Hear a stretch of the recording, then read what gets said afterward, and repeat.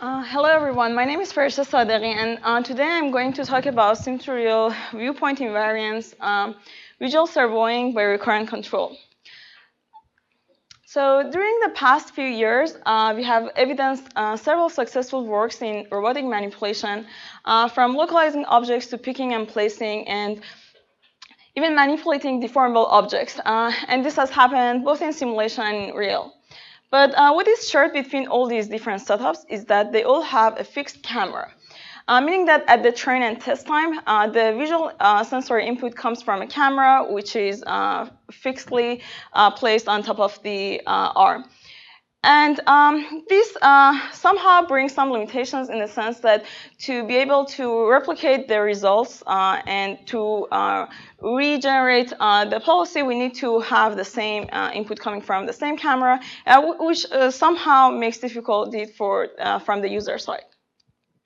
Also, we humans actually don't have these limitations. So we can manipulate different objects and work with different tools from almost any different angle, because we can take different body poses. For example, if we look at these images, we see that we can hammer a nail from almost any direction, and there is no limitation in that sense. And this also holds for manipulating and working with other tools, such as cutting with a scissor. In fact, humans' capability in doing this view invariant control is guided by the vision, because during the childhood, a person learns how to coordinate his body movement in response of what he or she sees. And this is referred to as visual motor integration, which is a closed loop of self-adaptation and mistake correction, which is guided by sensory input. And during a lifelong of learning, basically during the childhood, the child learns this common sense to manipulate objects and work with tools from different angles. So here, we want to basically relax this limitation of fixed camera and learn policies for manipulating objects which are not dependent on a fixed camera viewpoint. To illustrate this, let's look at these videos that the input to the robot comes from cameras that are placed at drastically different viewpoint angles. And in fact, these videos are captured while we've been running our policy for the task that we've been looking at, which is goal reaching, which is indicated by a visual input. And to be able to solve this challenging problem, we essentially need to answer several key questions. Like, how can we learn to self-adapt from pure visual feedback, and how can we get the right amount of data to be able to learn this complex behavioral policy, and also how can we basically integrate the perception and control such that the model that we have learned can quickly generalize to unseen environments. And we go through these questions one by one. So first, let's look at how we can learn to self-adapt. We get inspiration from analogical reasoning to answer this question.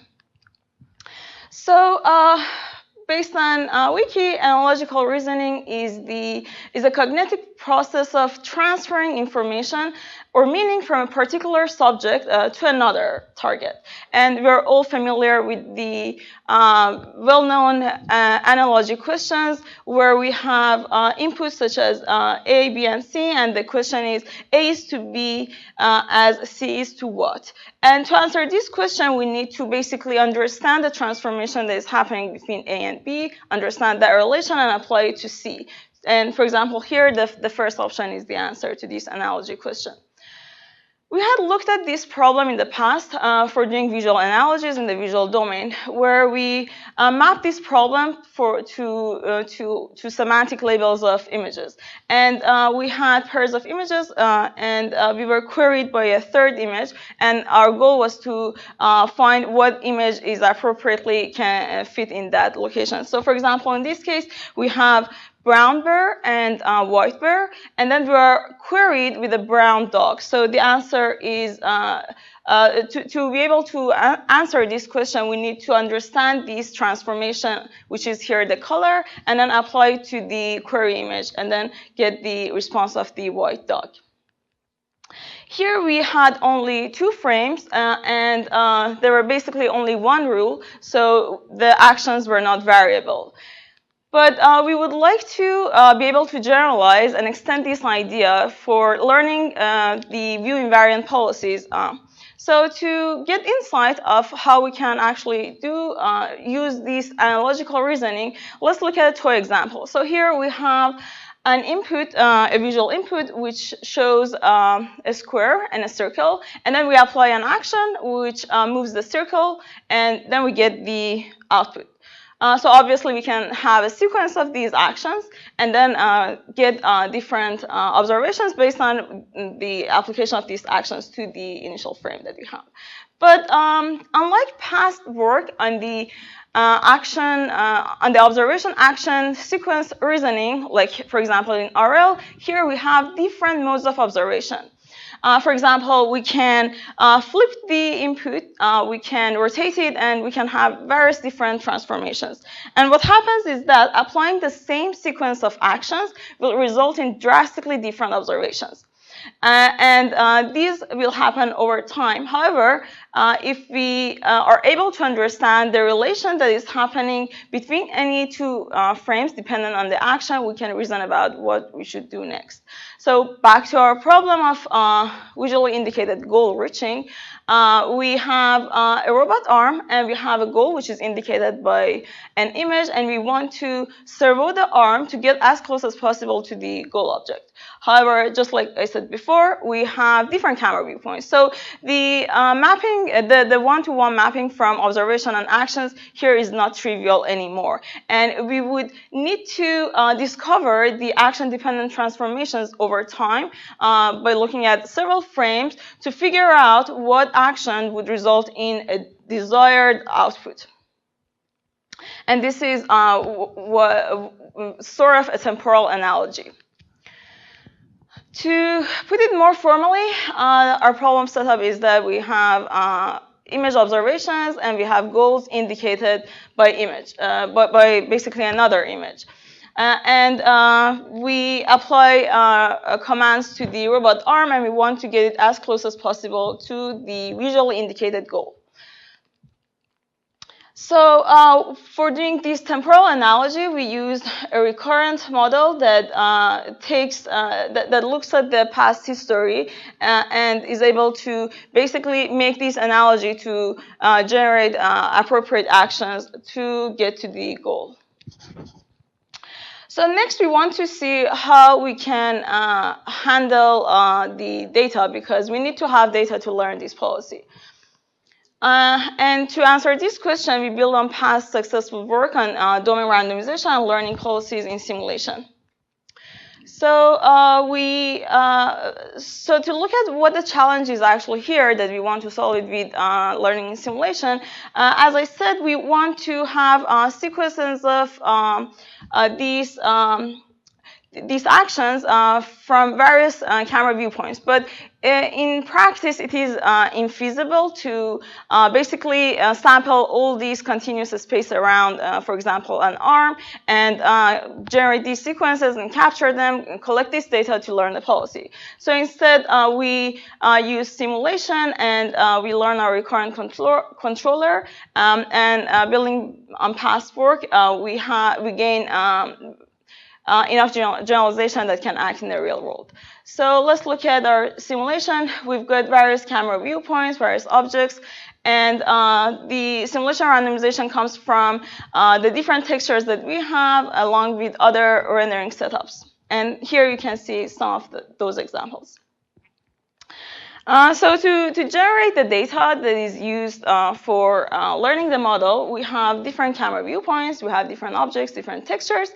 In our setup, we have a KUKA arm and a table where the objects are placed on the table. And then we have an agent that randomly samples from any modes of the camera or the objects and the textures, and basically generates a sequence by experiencing the world. And we have a replay buffer where these sequences are pushed back into it, and we have multiple workers. In this case, we had like 500 workers, which generated these data. And then we have a policy network which takes in those data and updates its policy, and then the workers synchronize themselves with the policy that is learned to generate more data. Here is the network architecture that we have. Our network includes several parts, which I will explain one by one. Since we are having access to simulation and the ground truth, basically, we can start the policies by generating synthesized demonstrations. We also augment this with the reinforcement learning objective to get better results. So first, let's look how we generate our visual features. Because as I said, we have an input image, and our query is also an image. So we need to basically learn some appropriate features that can understand the semantics of the relationship between this query object and the observation. And to do that, we design an auxiliary loss, which basically tries to learn features such that it can map such that it can localize the goal object in the frame of the observation. And it consists of two stacks of a VGG network, basically it tells the feature and learns this localization loss function. Then we want to see how we can use these learned visual features to generate the policies. Just like I said, in one place we have access to the ground truth in simulation, so at any point we know which direction will lead us to the goal, and we generate these synthesized demonstrations. And basically, we learn this mapping to find the direction to the goal in a supervised manner. However, we also augment our learning with a reinforcement learning objective where we look at multi-step rollouts, and for this we use Monte Carlo policy evaluation, which tells us that at the end of the episode whether we succeeded or not. And at any time, given any frame, it generates a probability that tells us how likely we will end up with a success. So we evaluated this rigorously in simulation, and in our evaluation setup, we have random camera viewpoints. Some of them are sampled from novel viewpoints, some of them are sampled from the scene camera viewpoints that were seen at the training time. And then we have textures during training and testing, which are separate from each other, and also unseen objects. And the criteria is to have the final distance of the end effector to the target object as small as possible. So these videos show some results that we got in simulation, and as you can see, the camera viewpoints drastically changes from one example to another. And on the right of each example, you see the visually indicated goal. We also have quantitatively evaluated this, and we got some key results, which I go through them very quickly. One is that to understand if this recurrent controller and this analogy over time is actually successful, we compared it with a reactive version of our network, which basically didn't have the recurrent unit. And we saw that the recurrent controller results in trials, which will end up with a smaller distance to the goal object at the end. So recurrence increased the accuracy. And we also evaluated our model while using the Monte Carlo policy evaluation and while not. And we also observed that having this reinforcement learning-based objective increases the performance. Finally, we compared the results while using different amounts of on-policy data, because as I said, we update the policy of the workers that push the sequences in the replay buffer with the new policy. But what we obtained here was that using more on-policy data would result in a higher accuracy in these scenarios that the camera viewpoints were sampled from the distribution of the camera viewpoints seen at the training time, which suggests that having more on-policy data increases the mastery. However, if we are more interested in getting higher generalization, maybe we should not have many on-policy data toward a single setup. Finally, we want to look at how we can actually transfer these policies to the real world such that they can work satisfyingly. And for this, finally, our goal is to be able to run these policies on the real robot. So to answer this question, we have designed a model that has disentangled perception from control.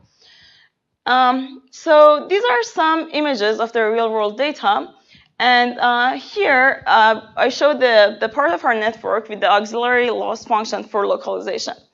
So what we did here was that we collected these images and we annotated them with the object bounding boxes. And in fact, we had a very small number of these annotations, only 76 bounding boxes from 22 images. And the goal was here, was to only fine-tune these 2 stacks of visual features. And then using the same control policy that we had learned in simulation. So we did this, and we had a bunch of real objects that were used for this fine-tuning, this sort of transfer learning, and some holdout objects that were used for testing.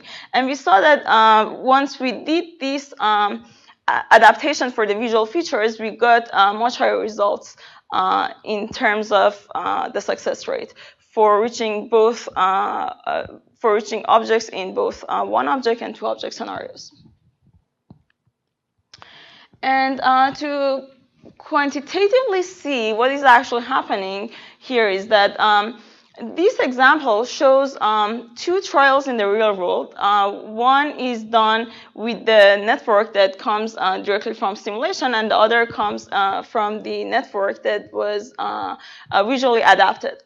And the goal objects here have the color of the goal objects are very similar to the background, and there is a high visual ambiguity here in the sense that the model can, for example, make mistake in localizing these objects. But we see that once we apply the visually transferred model, the model is able to basically distinguish between the yellow background and the yellow foreground object, which it resulted in higher accuracy at the real-world setup.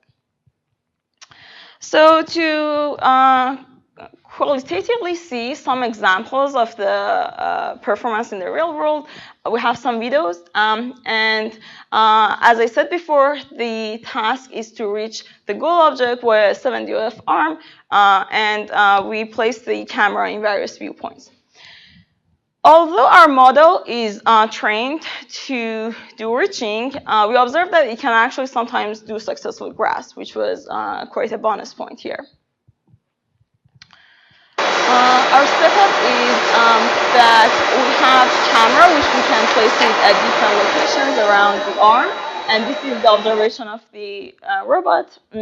We have different goal objects. The goal objects are given to the controller by a visual input, but these goal input images are not necessarily coming from the same camera viewpoint. They can come from other camera viewpoints, while that object was like captured in a different rotation or different angle.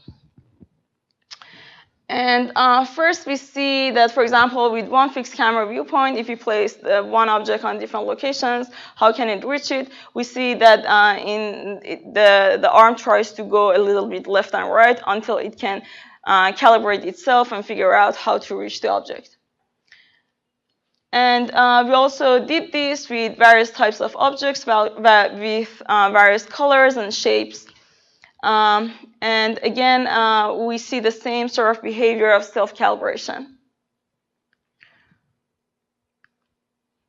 In our setup, we also had cases where we had two objects. So one of the objects is actually the distractor, so the arm should not go toward that object and should be able to visually distinguish between the two objects. And in these setups, the target image is shown here, and we see that at the end of the episode, the arm can successfully reach the object. And here is another example where we place the same goal object on different table arrangements.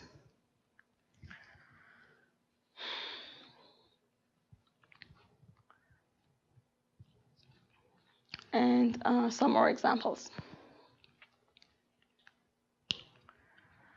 However, there have been some corner cases and failure modes. One of them was the depth ambiguity, because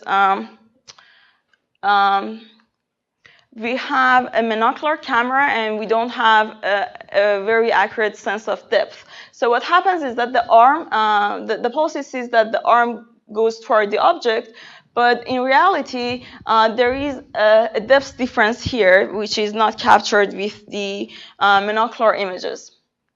And another failure mode is self-occlusion, where the arm actually occludes the target object, and then it loses the right direction to get much closer to it.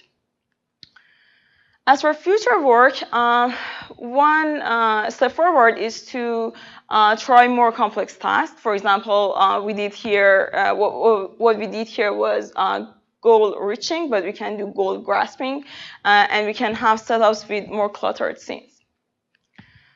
Here is the bibliography of the papers that I talked about in this talk. Most of the material comes from a paper which is going to be presented in this year's CVPR, and I did it during my internship at Google.